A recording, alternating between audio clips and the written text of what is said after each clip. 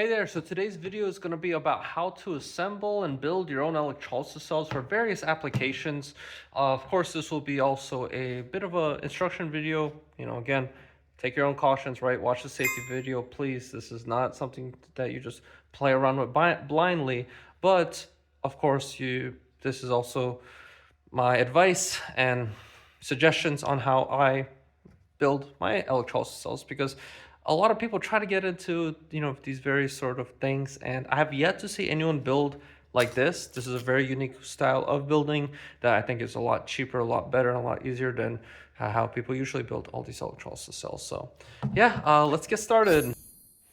Okay, so whenever you're building any sort of electrolysis cell, any sort of thing, and you're trying to engineer and figure out how, which approach to start with, the first important thing is material compatibility. And there's a pretty simple way on how to figure this out, but it can be a little finicky. So, for example, I use this is called PVC sheets, okay, and these PVC foam boards. So as you see, it's actually like a foam-like material. And these foam boards, you can buy, my best suggestion to purchase them is from iMecca.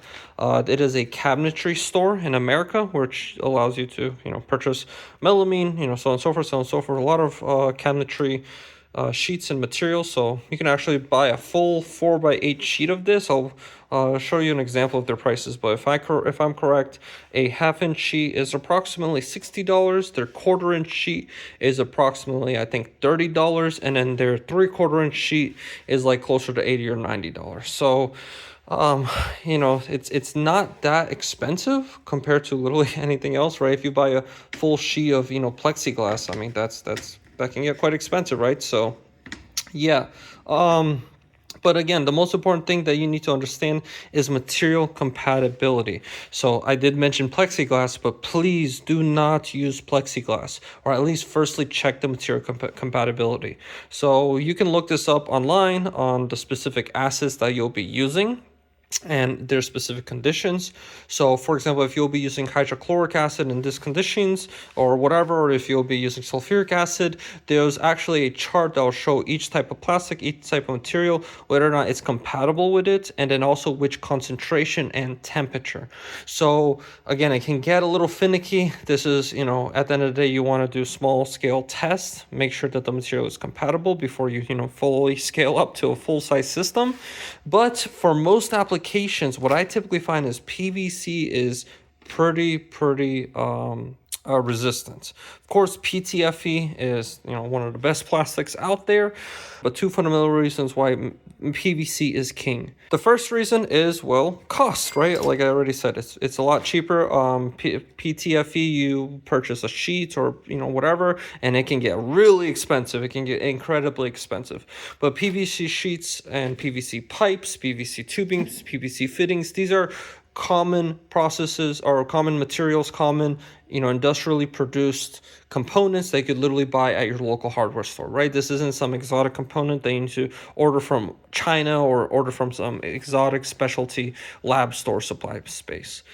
The second reason, and the number one most reason why PVC is amazing, is you can glue it together. This is one aspect that a lot of people just, I don't know why they like skip this part, or they can't comprehend it, or what is wrong with a lot of hobbyists. They try to make their, like, I had a lot of people message, oh, I bought some polypropylene boards or this and this. Like, no, why did you go with polypropylene? Like, I don't understand, because polypropylene cannot be glued. PETE, right? There's so many different types of plastics, they cannot be glued together. HDPEs, right? What milk bottles are made out of, or water bottles in this case, or water bottle jug.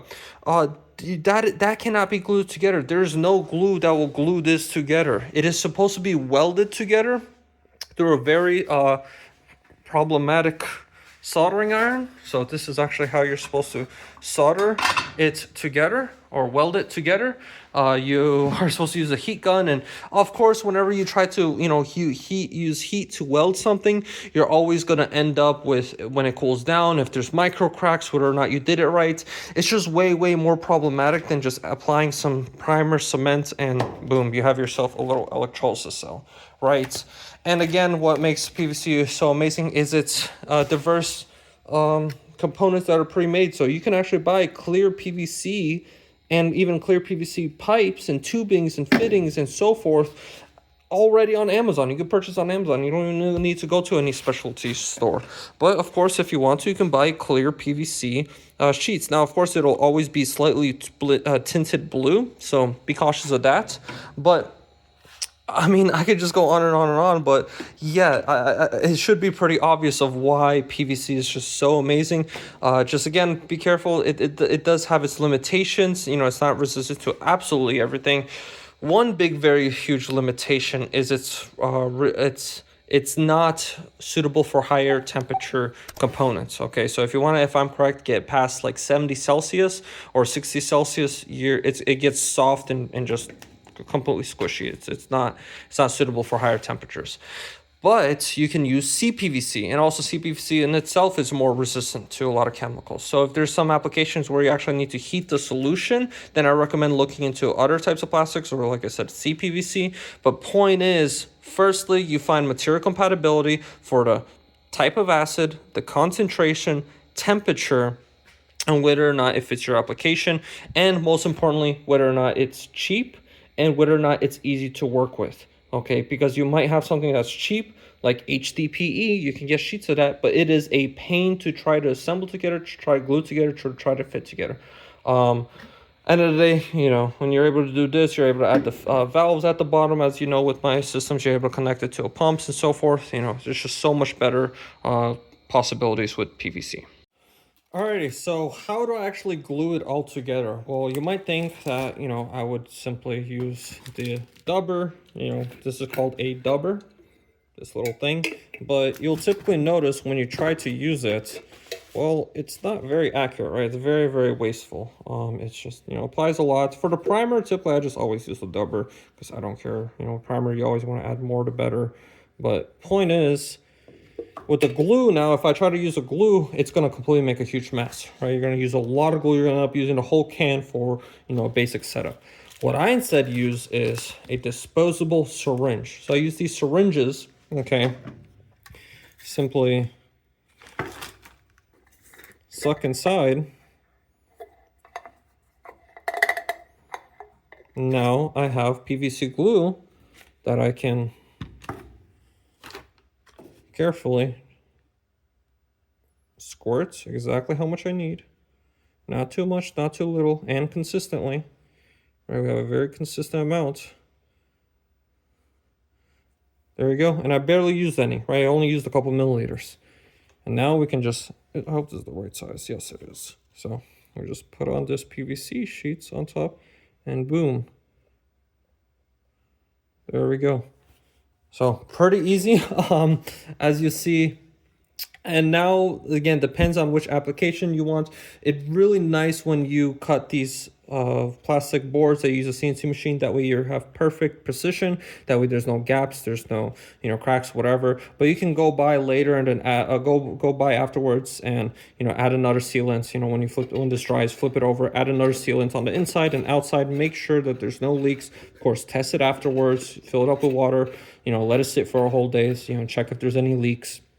But after also this, there's a couple other things you can do to make sure that this is done well. First one is to actually screw it through, especially with this PVC sheets. They're actually designed to have screws. You can use cabinetry screws to screw them together. First apply the glue, screw them together, and I'll clamp it together. Another option is just use literally clamps to clamp everything together. You can put a piece of wood or everything, that way everything just sandwiches together and has a very nice bond, very nice seal. But I hope this shows you the way by using the syringe, you're able to save a significant amount of PVC cement. And also they sell these little caps that you can put on this, so you can just cap it off, and it's good for literally a couple days. And you know, you could just keep reusing it. Eventually the seal on this does go bad and you have to throw it out, but they're so cheap and you end up saving way more on PVC cement. That is way worthwhile to get a bunch of these and use them time to time. Alrighty, so next aspect is the pumps. So there's two types of pumps you'll typically use in chemistry. The first one, the most common one, is this one. This is called a Peristaltic pump. I'll put a link on this exact one that I purchased. And how it pretty much works is it has a tube that goes through, and it has rollers that actually roll in, like squeeze the pipe or squeeze this flexible tubing through. Now, I'm using silicone tubing just as a test, just to make sure it works. As you see, we'll turn this knob, so it works. It's a really nice pump for very precise control flow. That's the best advantage of these pumps. Is if you need something really small flow rates or really control, you know, you can get this to like 1 milliliter per day if you want to, right? You just, you know, control the stepper motor and set it to a very specific speed. They also have normal motors, but I really don't like those. I really highly recommend spending a little extra and getting the one with a stepper motor, getting a little CNC controller board, and, you know, get a little potentiometer, and that's all you need to control one of these stepper motors. So super easy. It's really quick to program. Eventually I'll, you know, upload some of my own software on GitHub and stuff on how I get this done. But there's lots of people online. There's lots of instructions online. It's super easy to get set up. It's way easier. You can ask ChatGPT to write you know, your own code. Way easier than you might think. But yeah, that's the advantage of these. The primary disadvantage is because it uses a flexible tubing that limits a lot of your material compatibility, your solvent, and your acid compatibility. Specifically in this case, we use BPT tubing. It is the only tubing resistant to the chlorine conditions that I typically work with, and that's why I have to use BPT. But even just the tubing itself, you even have to be cautious of these fittings. Like these fittings, I don't know if that's nylon or if that's polypropylene plastic, right? Nylon will get absolutely destroyed. You know, these zip ties, 100% that's nylon. So, you know, how long will these zip ties last? Well, I don't know, right? You don't want to have this pump anywhere near any sort of chlorine, because these zip ties will break. That'll, you know, cause a leak, and now you'll have chlorine splashing everywhere. So again, that's an example of how you really want to be cautious of something as simple as a zip tie can cause an entire failure of your whole system, right? You really have to be careful with every single little component. You know, so on and so forth. Even the electronics, right? You don't want that to be exposed to the gases, because that'll corrode. That might cause a glitch, and that might cause, you know, either simply gets damaged or it might cause some sort of issues. So be very careful. But typically, I really like these pumps. They're very controllable and optimal for small flow rates. Next, this is my favorite that I've, you know, started getting into, is magnetically driven pumps, or mag drive pumps. How this works, again, see the diagram on screen, but how this works is you have a motor here, and it drives a magnet, okay, a magnet that spins. That magnet spins, and inside of here, there's an impeller that is completely encased in plastic. Not only is the impeller encased in plastic, but the impeller housing is completely encased in plastic. As you see, it's it's almost like a bell shape, or, you know, a pot inside, and then inside that pot has the plastic impeller. With inside the plastic is the motor. So point is, it's completely encased in plastic, right? There's absolutely no way that acid can get into the shaft. There's no direct seals that directly drive to the motor. It's completely sealed. Typically, I've really tried to avoid any type of seals. Seals will always break. They will always go bad. They will always, you know, have issues. So you really want to try to avoid seals as much as possible. I really like these mag drive pumps. They actually have NPT threaded fittings, so you could just use a regular female, or they have both male and female outputs. They even have barb outputs, so you know, whichever method you like to use. But point is, it's a very great way to universally and quickly connect a very high volume. And they have higher volume. This one does 27 liters per minute, and it only uses, where is it? It only uses 15 watts of power, right? That's an incredibly small amount of power. So this thing is very efficient. And next, I'm gonna actually show you how to control the speed of this. Okay, so there's two ways you can control the speed of those motors. One is using this. So this is called a variable frequency drive. How it works is because the problem with AC motors is the speed is controlled by the frequency. It's not by the voltage. It's not by the amperage. Do not use a dimmer switch. A lot of people try using dimmer switch. They're cheap. They're, you know, easy to set up, really quick. But do not use a dimmer switch. I'll make a dedicated video about this. But look into VFDs and how they fundamentally work is you just they take in depends on which one, right? This one is just take single phase input, outputs 3-phase, and even though this says output 220 volts, it actually inputs both 110 or 220, and it outputs either 110 or 220. So that's really nice. You just use this thing. This is the model number that I use. And you simply put in the AC inputs, and it doesn't matter which legs you do, but you just take 2 legs of the output. Again, I'll make a dedicated video about this. There are certain things to keep in mind. For example, you want to make sure that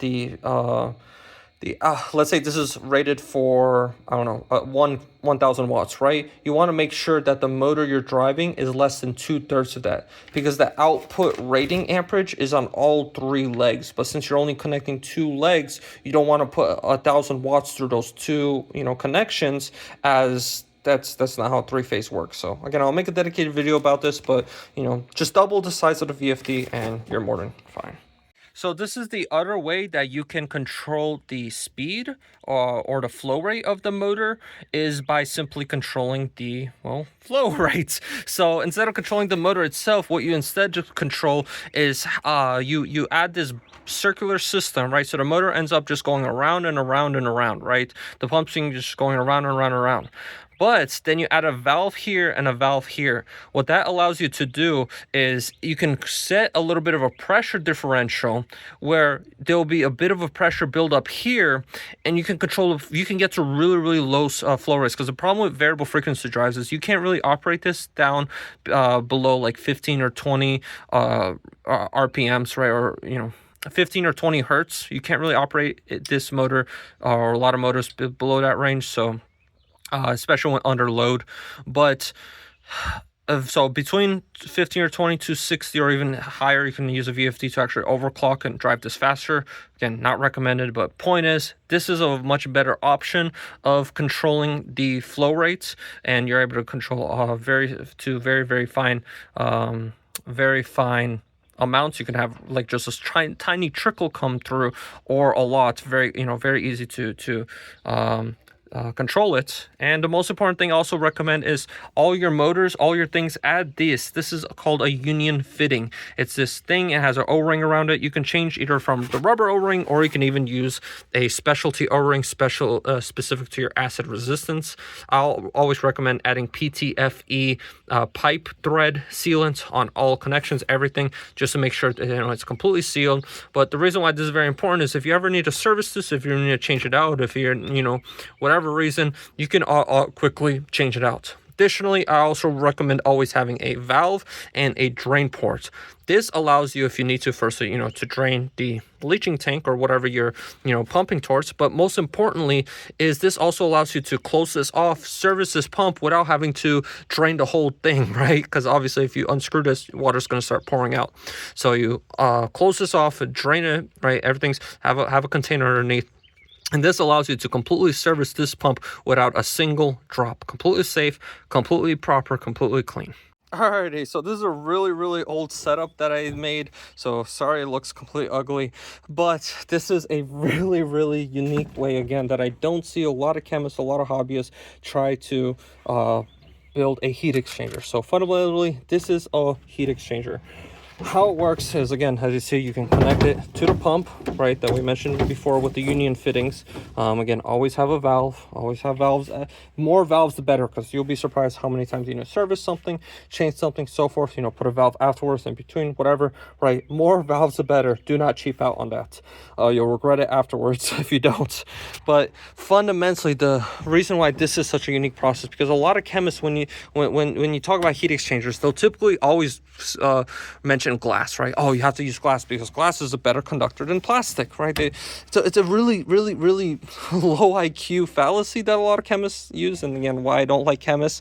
And the fallacy is, well, plastic, sure, it's you know, a better insulator than glass. However, two things. Firstly, it's way cheaper. Secondly, is it's way thinner, right? So thermal transfer is both either based off, well, multiple things. Firstly, of course, temperature difference, right? What's the temperature difference between within the pipe, outside the pipe? Of course, that, you know, doesn't change depending on which material you use, but the things that does change the thermal transfer depending on which material you use is, firstly, the thickness. Of course, the thicker material, it'll take longer for heat to transfer through. Secondly is the material type, as we already discussed, but it's also the surface area, right? I can have this huge coil of pipe, like you can buy this is 1/2 inch irrigation poly, I forgot the name, but I'll add the type of plastic that this is, and it's very incredibly resistant to a lot of acids. Again, double check the specs, make sure that it's resistant to your specific acid. But with this method, you can buy a whole 500-foot roll of 1/2 inch pipe like this for less than like $50 shipped to your door from Amazon. It's incredible. It's super cheap, and you can just coil it up in a little bucket like this. And what I had in this case is I had a sous vide heater on the outside to warm this up, and I can carefully control to the degree, to within half a degree of the temperature of the entire electrolysis system. So very amazing way to control temperature. Or you can also cool it, right? Let's say you need to cool the acid, cool the solution, and you know, you can't put metal inside or whatever to try to cool it down. Well, you can have this method, have this then pump into something else, to let's say a water chiller or whatever, that can cool it down without the harsh acids and harsh chemicals, you know, being pumped into the water chiller, which will just immediately destroy it. So hope this also shows you another option. Again, you just use a threaded fitting, get something with a barb fitting, make sure it is not nylon, make sure whatever plastic this is compatible with your material, or with your acid, with your solution. But yeah, you just put it over there, clamp it down, and there you go. You have a very cheap way to control the temperature of the solution. Okay, so this is one of my electrolysis cells. This is actually an older design. I don't make this anymore. But point is, again, we carefully CNC cut out with the CNC router. We just use an O-flute as to cut it out. Very easy to cut. We also have a vacuum pump to hold this whole vacuum thing down. I built this whole box myself. As you see, again, right, I made a whole vacuum filter box with this PVC sheets. And you know, in order, because one of these boxes costs almost like $500, so I just built one. I used a engine intake, cold air intake filter, and boom, I have a filter for my vacuum. But yeah, there's also some flexible PVC pipe that you can purchase, again, just to show the potentials. You guys already know the clear PVC. I already mentioned this multiple times. Highly recommend always to use clear PVC pipes, at least in the inlet and outlets, because so many times you'll see, you know, something will get stuck and you don't know why, and it's, you know, hard to look down or whatever. I highly recommend always using clear PVC in the sheets and the faces of the electrodes. That way you can see if there's any sort of degradation going on, if there's any sort of issue, if the precipitate that's falling isn't, you know, being collected or whatever, right? It's just, it makes servicing and seeing what's going on so much easier with a clear cell. So highly clear PVC that you can actually look through. So highly recommend that. I always have a little bolt, a titanium bolt, at all my electrolysis cells. That way you can hold a polarity when the collected powder or the precipitated powder falls. That way it doesn't redissolve into the solution. And as you see here, I had a bit of a leak. So again, that's what I'm saying. Always check for leaks. And I applied a bunch of extra PVC cement in order to make sure that that leak is fixed. You want to be careful with this foam core PVC, that you know, since it is a foam core, I've noticed that acids can actually seep through. So whenever you design the cell or whenever you try to build it, like if you notice, I have, this front, this white part, right? It's exposed here, so there's a chance that the solution can actually seep through the plastic, right, through the edges. Well, because of that, I have it butted up against this one. That way the solution can't seep through. So I hope that makes sense. Again, if you have any sort of plastic where it, is exposed, again, right here, right, I had a little slot cut in. So that exposes the foam parts inside. Well, I have it butt up against this one, butt up against this one, and butt up against the bottom there. That way there's no way that it can, seep through. Even though actually right here it is exposed, I added an extra layer of PVC cement to make sure that there's no way that the solution will seep through the plastic itself. That does happen occasionally. So hope that helps on that. So I hope this video helped you out on how to build these, and design your own electrolysis cells. Again, it's a lot more to this, and I'm going to keep uploading. I'm going to keep doing, more information videos. But point is, I hope this is at least a sufficient start for most people that they can understand, all right, where to properly approach this, technology, or approach, electrochemistry in general, and how to do it properly and safely, starting with the fundamental materials, right? Because I get people messaging me or asking questions in the comment section like, hey, can I use acrylic? Can I use silicone? Like, why are you spending $500 on, the clear PVC sheets plus shipping? Like, why not just use acrylic? Well, because there's a reason, right? And I do definitely find it very cautious whenever people ask that, because it indicates that you're at a very basic chemistry level and you're entering a very advanced chemistry level, and that's a concern, right? So please do it safely, do the research, do it responsibly, do it safely. So again, there's a lot more things I want to publish, but I'll probably, since I launched this video, I also have my store. So if you want to purchase these kits of these electrolysis cells where you can actually, build them together and use them for various applications, again, please, this should not be used on e-waste. This should not be used for mining. There'll be a liability disclaimer that you will not use this for that, because this is not designed, this is not ready, this is not properly, sold as a product to be used for that. This is purely for research and development. If you want to test on various different chemicals, if you already have a laboratory space, if you already have the equipment, if you already have the PPE to do this properly, to do this safely, to do this responsibly. Otherwise, again, you're more than free to do it yourself, but if you want to help support this technology, to help support this research that I'm doing and open sourcing all this information, please, it helps a lot by being able to purchase the membranes, being able to purchase the electrolysis cells. And as I keep going, I'll put up more stuff for sale, like the electrodes and other safety equipment, water scrubbers and so forth that clean up the chlorine gas and so forth. So again, a lot of things I want to do, but one thing at a time, just one person. If you want to also support me on my GoFundMe, we're trying to raise up money for a continuous vacuum filtration drum to scale up this technology at a multi-ton per day capacity. So I've tried to reach out to companies, trying to reach out to YouTubers. Nobody wants to, respond or care about this technology. So if you find this technology is very helpful, please, one of the most important things you can do is share this technology, get it viral. Hopefully someone important notices and gets this the proper funding it needs. We're looking to buy an ICP-MS machine. That's a $400,000 purchase. I'm going to hire people, hire engineers, right? Do this properly, safely, and responsibly, and scale up to a point where we can actually sell you a finished product, a finished electrolysis system that's ready, plug and play, and is safe to operate, right? But that requires a lot of, research, investments, and scale up, which I'm doing my best. I worked this past couple years completely for free and donated completely to the internet. So, I hope you can at least see that I'm working very hard on this stuff, and because I really see the impact it will have on the world. So again, please, the most important thing you can do is share, and please stay subscribed, and I'll keep uploading more videos. Thank you for watching.